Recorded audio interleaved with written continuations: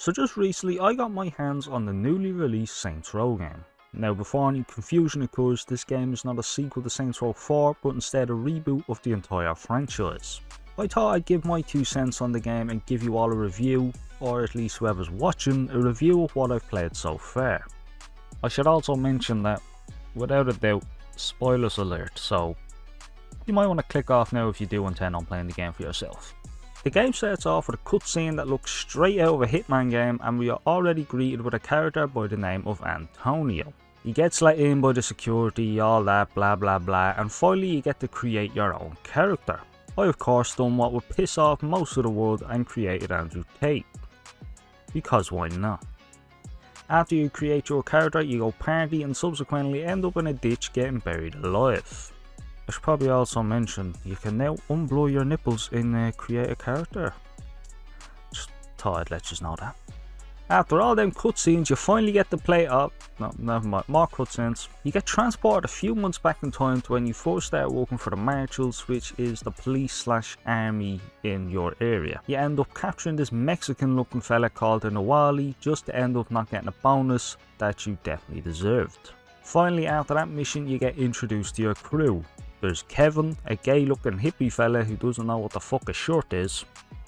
Eli, who's a complete bitch who refuses to shoot a gun. And Nina, who I'm pretty sure is Mexican, but either way probably my favourite of the crew because she's not an annoying bastard. Following your first meeting with them, you find out that they all seem to be in debt due to student loans. Fucking student loans. This game really is trying to be relatable to their audience. Anyway, you decide to go rob a bank for your rent as you're all broke. Who would have guessed? Following the robbery, you escape and try to make a switch to another car to escape the police, just to find out that another gang, the Panteros, have taken it apart as it was on their turf.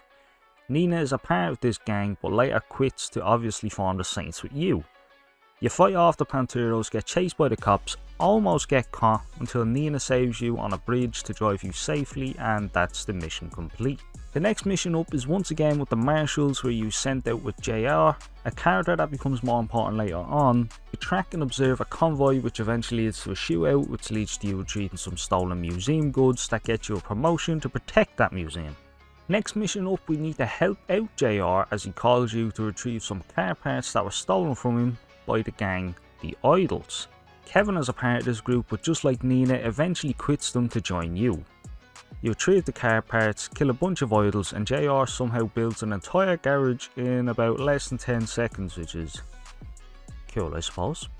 Next mission up, you need to be the guard at the museum as the artifact you secured from the convoy, the Codex, is being displayed to the public, or most likely the rich, I don't know. Nina rings you to let you know the Panteros are on their way, but it's too late, and later on the idols also show up to steal the Codex. But you aren't warned by Kevin until it's too late. Long story short, the Panteros retreat and the idols steal the Codex and replace it with a fake. This results in you getting fired by Atticus, the man who gave you the promotion in the first place. The following day, you and Nina are depressed bastards, and despite just robbing a bank, you don't even have any food in the fridge, bar just one single waffle that you struggle to toast, so you don't even get to eat the waffle. Both you and Nina then sit down for what seems to be hours and buys a bunch of knives off the TV, until you realise Kevin and Eli have gone to a party that the Panteros and the Idols will start fighting at. Eli ends up getting shot, and you and Nina race to the party to save both him and Kevin and eventually escape with Eli alive and well.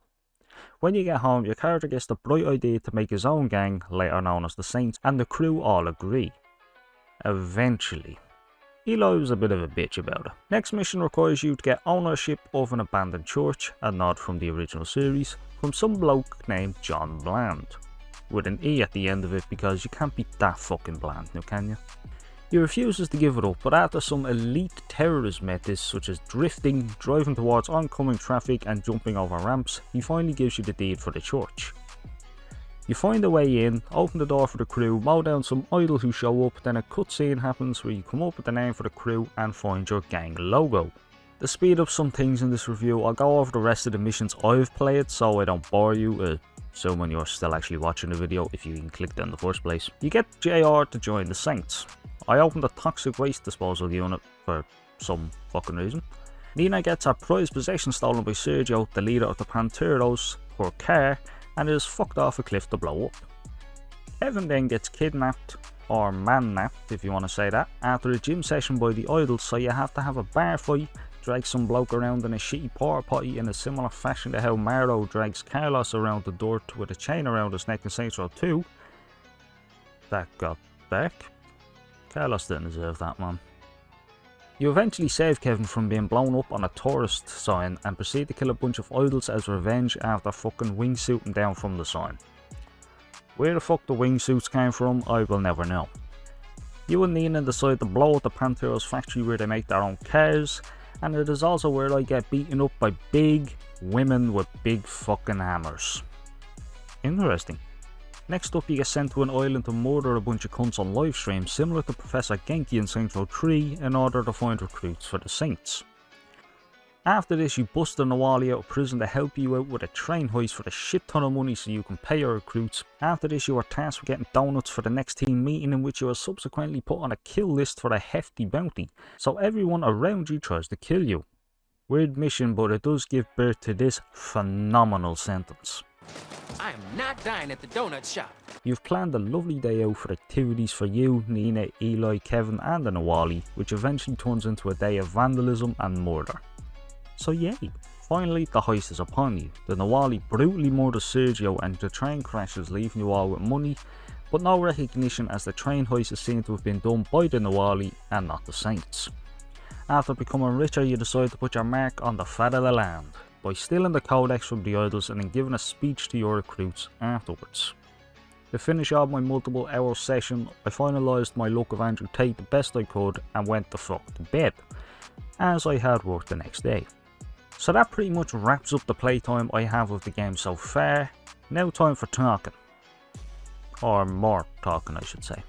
My thoughts on the game so far is that it's a fun and easy to follow game, as it's only a reboot of the original series, so you don't actually have to have played the original to understand anything about this game. The gunplay, after some getting used to, was good and consistent and actually rewarded for aim for the head. The driving in the game feels smooth and fun, along with some new driving features such as ramming into enemies by holding left bumper and flicking the analog stick into either direction, along with a new drifting method done by simply holding the left trigger and drifting in one direction. The new leveling system grants you buffs and specialties that you can select to use, giving you more options to fight rather than just using guns, but let's be real, we're only going to be using guns.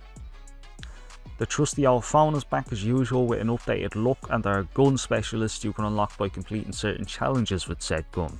For example, you unlock the AK specialist ability by killing 10 enemies with your last magazine of ammo. It doesn't have to be in a row either, so it's pretty good. The storyline for the game so far, to me, is fun and exciting, and I feel like this game is going to be a lot longer than the previous games. I hope I'm right with that, because I'm looking forward to what's to come, and hopefully there's DLC in the future just like Saints Row 2. I won't lie, initially when I saw the trailer for this game I was kind of a bit meh on the whole idea of rebooting the series, because it looked way too much like Fortnite in the trailer, and I'm pretty sure in the trailer they once said frick instead of fuck at one point. But now that I've played the game, I can definitely say that this is most definitely worth playing for yourself if you're still interested in it. However, this will wrap up this review. I do plan on making a full game review when I complete the game, so look out for that in the future. As always, if you liked the video, why not leave a like and why not subscribe, as it really helps out the channel. And share with a few of your friends if you think they'd also be interested, and I'll see you all in the next video. Peace.